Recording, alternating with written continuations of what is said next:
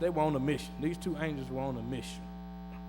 It was their job to do an audit of the cities of Sodom and Gomorrah, a spiritual audit, if you will. On my job, every so often we have to have an audit. And I watch they bring people in from way out of town, way halfway across the United States to make sure you don't know who it is. And when they come in, they are quite meticulous in every little piece that they do. First, they start off, they check. Before they even get inside, they check the trucks, make sure we got the trucks clean and looking good.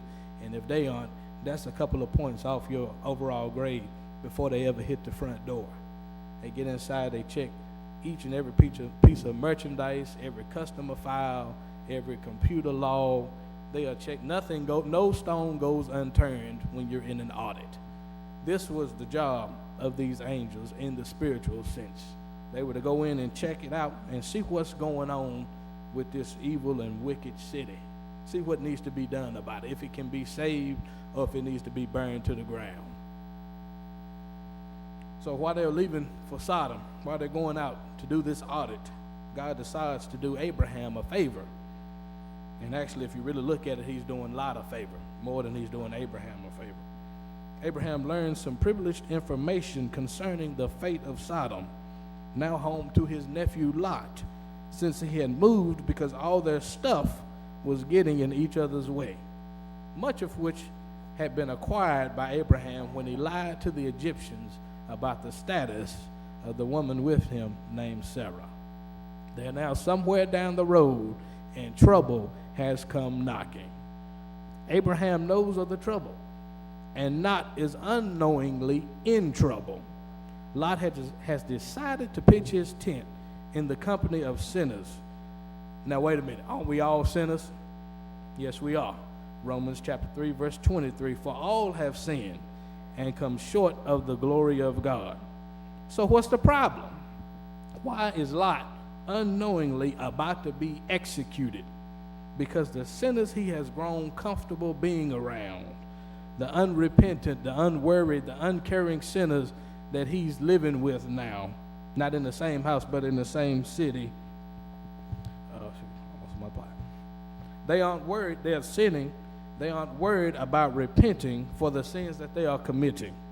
Saints of God, it is indeed a dangerous game to grow comfortable around those who feel that what they are engaged in is okay, even though the Word of God has already stated otherwise. In Lot's case, dangerous was now potentially deadly. This is what was going through Abraham's head once he heard the news of the spiritual audit Sodom was about to go through.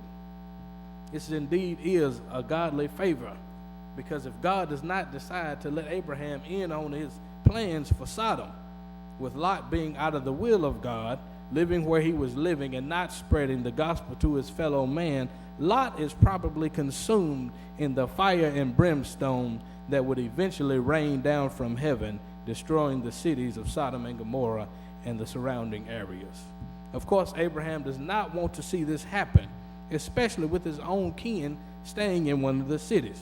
So Abraham begins a petition to God for the survival of those within the city. Genesis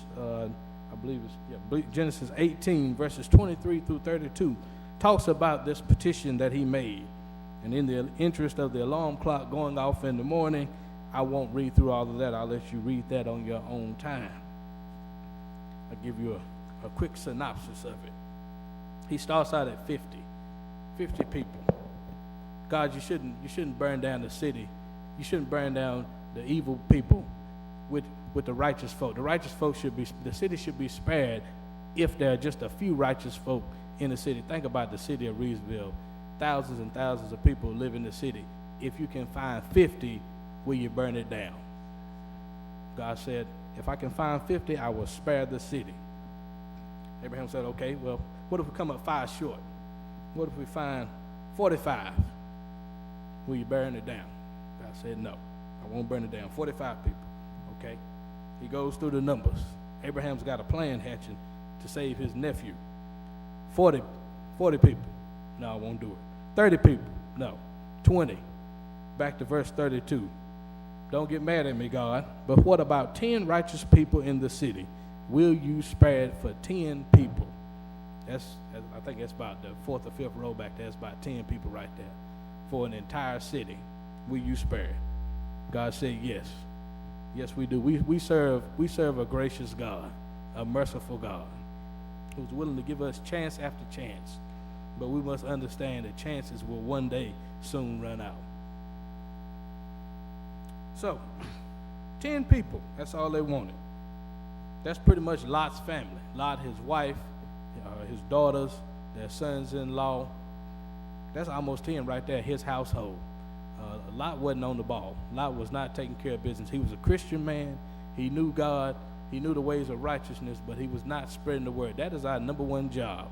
At my company, one of our rules is every errands associate, our number one goal is the acquisition and maintenance of customers. We as Christians, our number one goal should be the acquisition and maintenance of unsaved souls. Lot was not doing very much acquiring. He wasn't doing any acquisition. He wasn't acquisitioning anybody.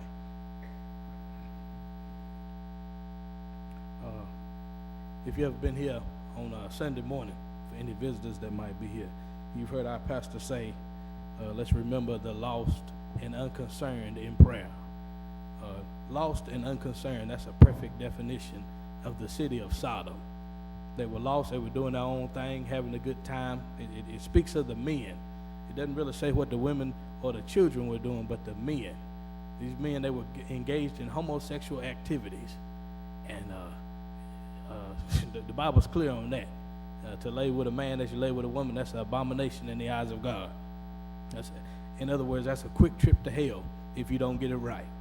Plain and simple. That's not me, that's what the word says. And they were evil. Plain and simple, they failed the audit. The city that Lot was located in, Abraham's nephew, they failed the audit. And the city was set to be burned down. Only one problem. God liked Abraham and didn't want to do anything to hurt him. So in order for that not to happen, he had to get Abraham's kin out of the way. So he gets the two angels in town, and they're at his house, and they tell Lot what's going on. We about to burn this city down. We about to bring it to the ground. I don't know if Lot thought they were joking or just, I guess he must have thought they were joking, because Lot hung around. I counted 3 different times when they told him, Lot, the city's about to be burned down. Get out. I would hope that if an angel appeared to me, bam, right here, Joseph, the city is about to burn down. See y'all later. Y'all better get out too. 3 or 4 different times they told him this. And finally they had to grab him by the arm. They grabbed him, his wife, and his kin, and they pulled him and took them out of the city so they could do what God had told them to do. Lot was hard-headed, as hard-headed can be. So they're out of the way. And even once they were out of the city, Lot's fussing about where he needs to go to. They tell Lot, get to the mountain, get to safety. Lot said, I don't want to go to the mountain. The city's about to be burned down. He's fussing about where he's going. I don't want to go over there. I want to go to this other city called Zoar, Z-O-A-R, Zoar. So they say, okay, Lot, let me get you out the way so we can we can do the work of God and take the whole city to the ground. They get them out of the way, and while they're leaving, as I said earlier, your chances are going to soon run out. They told them to go forward and don't look back. And Lot's hard-headed wife, 2 hard-headed folk, she turns around, and instantly she's turned into a sawed pillar. She lost her life because she was disobedient. You only get so many chances before God says, okay, that's enough, I'm cutting you off.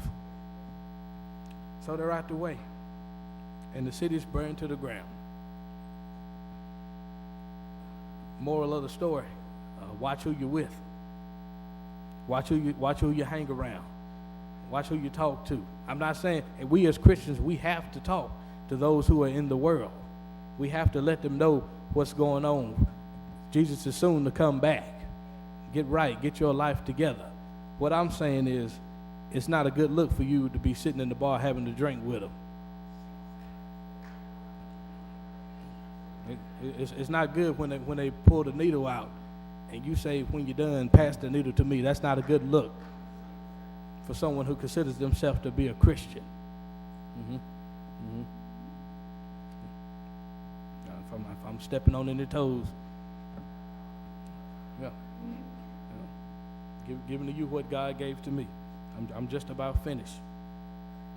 I'm sorry I didn't bring a shouting and running sermon this time around. Maybe next time. This is a get right so you can get somebody else right sermon.